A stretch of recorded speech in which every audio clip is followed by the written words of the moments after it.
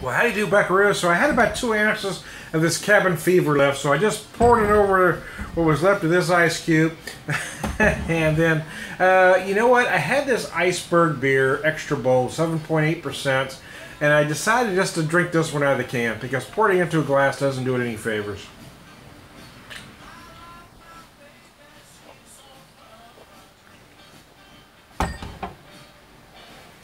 Reading from the can here, 7.8%, and it reminds me a lot of the Grand 95 I had from Martin's about 5 years ago. That was 9.5%. This is, I hesitate to say only 7.8, but it seems like the same type of beer. The ingredients are damn near identical. Water, barley malt, maltose, and hop extract. That sounds damn tasty, does it not? Hop extract. Whenever they say hop extract, you know, you've been fucked. $5.99 for the 4-pack, but I, you know, sometimes curiosity gets the better of me.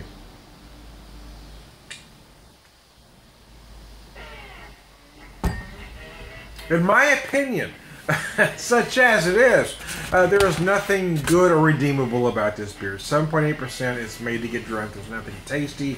It's metallic. It's sweet. It is wrong on every level. I really wanted it to be good too. I wasn't expecting it to be great. It was $6 a 4-pack, but I was hoping for that one thing. But oh, it isn't there. So anyway.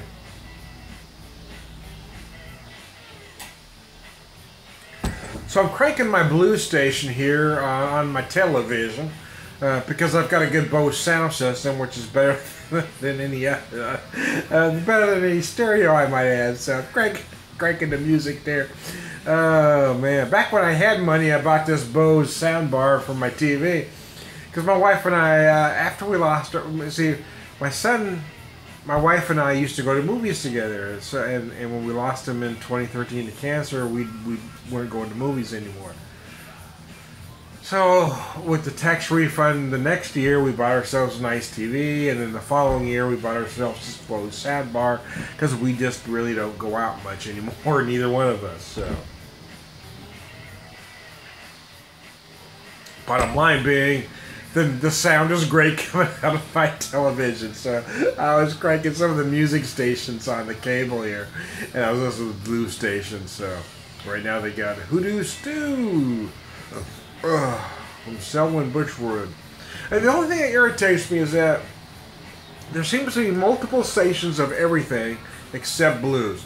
There really should be a classic blues station and a contemporary blues station because it really is two different things, man. What a lot of people think are blues, or is I've talked to, I can't tell you how many people I've talked to. Oh, I don't like blues. I don't tell them it's blues or consider blues, and I'll put a CD in and say, oh, who is that? That's a great song. Well, that's Jimmy Thackeray, and guess what? You're listening to blues, you jackass. But yeah, so I wish there was a contemporary blues station so people would understand what contemporary blues is. You know, listen to Tommy Castro, Jimmy Thackeray, Bill Perry, Walter Trout, Scott Holt. Just to name a short list. There's many out there, but those are just a few that just came to mind right now. Chris Duarte. That one just popped in my head at that moment. Gosh, this beer is rough. Yeah, I decided to leave this one in the can because pouring it into a glass really doesn't do it any favors because the aromas really hurt it.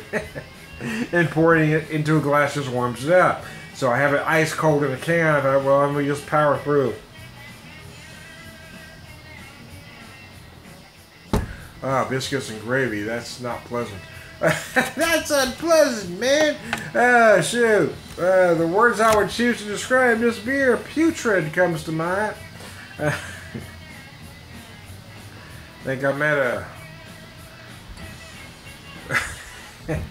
That's going to go a different direction tonight. Boy, some of these meth communities in my neck of the woods, you might run into a girl named Putrid. This is my daughter, Putrid. This is my other daughter, Horrendous. Come on down, Putrid, Horrendous. Come say hi. Anyways, I digress. Putrid, Horrendous. Your boyfriend's here. You know the one with the birds and no teeth? Oh, that describes all of them. Anyways, I digress, man. I'm not politically correct, man.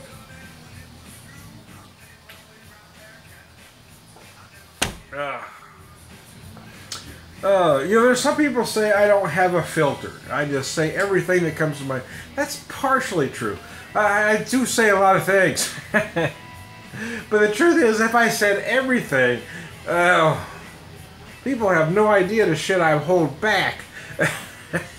I hold back a lot of stuff, man. A lot of backstabbing, lying sons of bitches out there that I let go their own way. Anyway, you know who you are.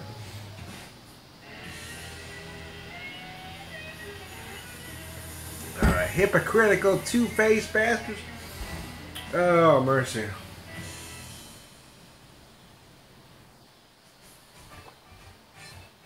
Anyways, yeah, okay, so I actually have friends I think might like this beer, and I don't know why, but they would. It doesn't even, I mean, it's only technically beer because they use, it says barley malt on the can. They probably use barley malt from barley that's typically used to feed cattle that they decided to malt. I mean, it's horrendous. There's nothing redeemable about this beer whatsoever. Which is why I left this particular one in the can, trying to get through it as fast as possible. Because I've learned, the first one I drank, it took me 10 minutes to drink, and in those last 2 minutes, I mean, were brutal. Robert Cray, I love Robert Cray. So here's the thing, a lot of folks don't understand Robert Cray. I talked to some friends, oh, he kind of faded off. No, he was a blues artist that had a couple mainstream pop hits. He was never a pop artist, but some of you caught on to a couple of his songs for a minute.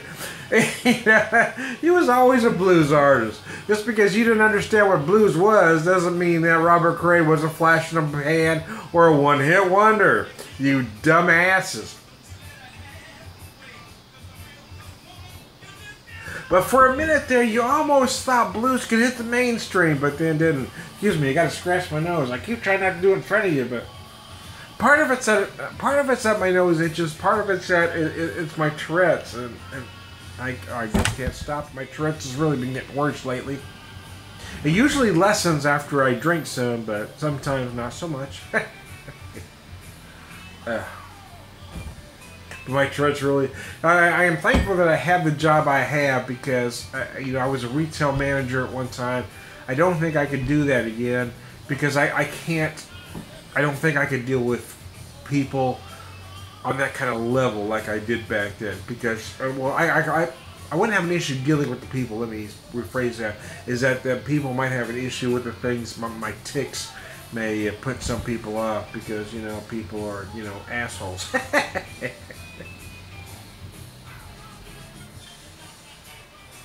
No, I tell you that. Some people just don't understand, right? You know, you do things. I have a lot of various tics. I have facial tics. A lot of mine are in my arms, the hands, and I do a lot of this stuff. I do a lot of this stuff. At one time, I was a manager with Walmart, and I would grab my hair a lot, and people would always comment that they knew when I was stressed when I was doing this. That's a tic, y'all. That was a Tourette's. But I didn't, at that time, I was sort of embarrassed by the fact that I had Tourette's, and I didn't tell anybody. But now it's on the record that I have Tourette's. And for those naysayers out there, yes, it has been diagnosed by several doctors at this point, because I've had to have it rechecked from time to time. But yeah, it was originally marked. I originally got the diagnosis of Tourette's after going through everybody. Man, I had to see a neurologist. I had to see I can't remember the name. Whoever checks the muscles, can't remember that doctor's name, but that shit hurt, man. When they stick needles all over you, that shit stung. But eventually, one of the foremost neurologists in Springfield at the time made the initial diagnosis. But then back in 2012, I had to have it re-diagnosed with a doctor in St. Louis. You know, So yes, he definitely has Tourette's. There's no doubt about it. It's not even a maybe, y'all. I wish I had that letter to read to you because it was kind of funny. Because he was trying to be real professional in it, but he says things like, "No, there is no doubt that this man has Tourette's."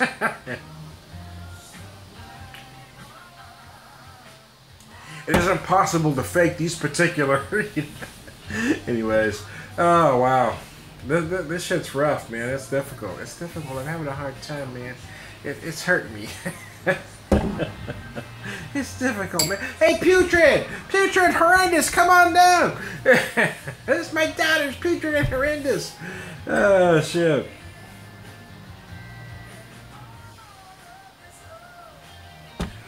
You ever been to Parks, Arkansas or the Blue Hill of Missouri? You know what I'm talking about. You probably met Putrid and Horrendous. I know I did at one point, man. Now, actually, the true story is West Virginia. Holy crap. That must be the inbred capital of the world, West Virginia.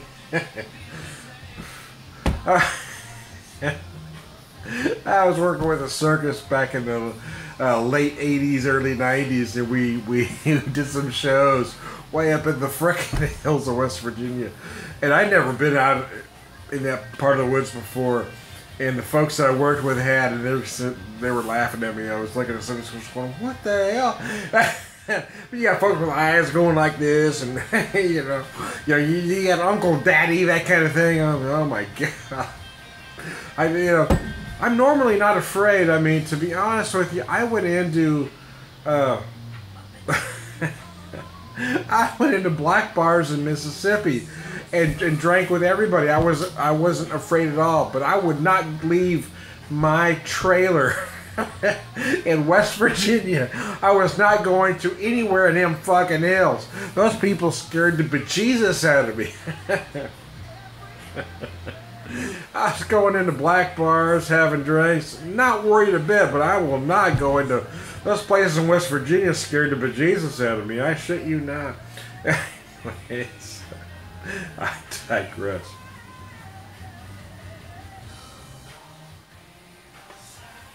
Folks have been been swimming in the same shallow in the gene pool for a long time, man. Anyway, wow. Is there anybody that's left for me to offend? I don't think so.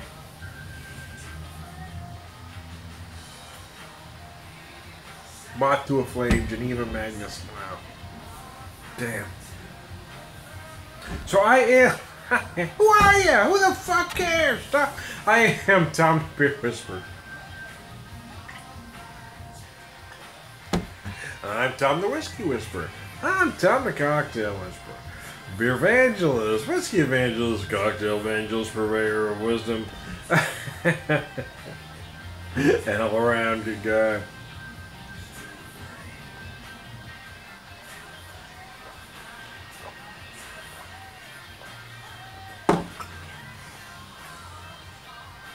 Oh, biscuits, that's done. Hold on. Oh, biscuits, that's gonna hurt later.